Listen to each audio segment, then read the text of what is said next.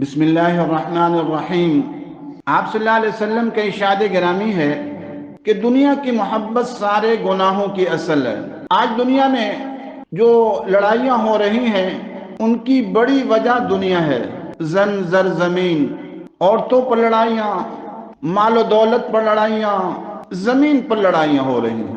ایک ویڈیو دیکھی جس میں یہ بتایا جا رہا تھا کہ 1 ایکڑ زمین پر 33 افراد قتل ہو چکے ہیں۔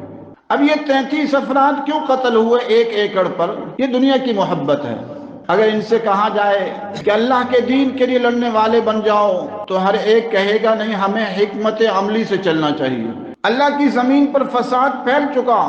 قرآن تو کہہ رہا ہے وَقَاتِلُوهُمْ حَتَّى لَا تَكُونَ فِتْنَةٌ وَيَكُونَ الدِّينُ كُلُّهُ لِلَّهِ۔ قتال کرو یہاں تک کہ فتنہ ختم ہو جائے اور خالص دین اللہ کے لیے ہو جائے۔ آج بے حیائی کا فتنہ عام، عریانی کا فتنہ عام، زنا کے فتنے عام، اللہ تبارک و تعالیٰ کی نافرمانیوں کے فتنے عام، عدالتوں میں انگریز کا نظام چل رہا ہے، اب طرف فتنے ہی فتنے ہیں۔ اگر جہاد فی سبیل اللہ کی بات کی جائے تو کہا جاتا ہے جی حکمت عملی سے کام کرنا چاہیے، لیکن دنیا کی خاطر ہر ایک لڑنے کو تیار ہے۔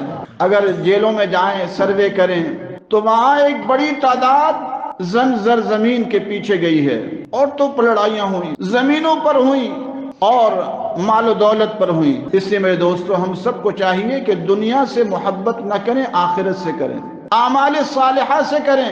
باقی آپ کہیں گے ہماری ضرورتیں کہاں سے پوری ہوں گی؟ تو ضرورتیں اللہ تعالیٰ پوری کرتے ہیں۔ فرمایا وَمَن يَتَّقِ اللَّهَ يَجْعَل لَّهُ مَخْرَجًا وَيَرْزُقْهُ مِنْ حَيْثُ لَا يَحْتَسِبُ۔ جو تقوی اختیار کرے گا ہم اس کے لیے راہیں کھولیں گے، رزق وہاں سے دیں گے جہاں سے پتہ بھی نہیں چلے گا۔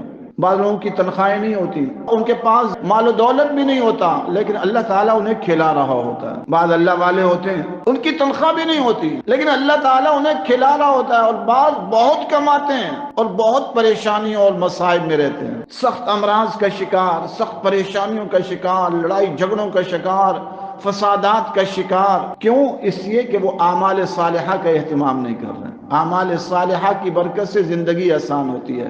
وَمَن يَتَّقِ اللَّهَ يَجْعَل لَّهُ مِنْ أَمْرِهِ يُسْرًا۔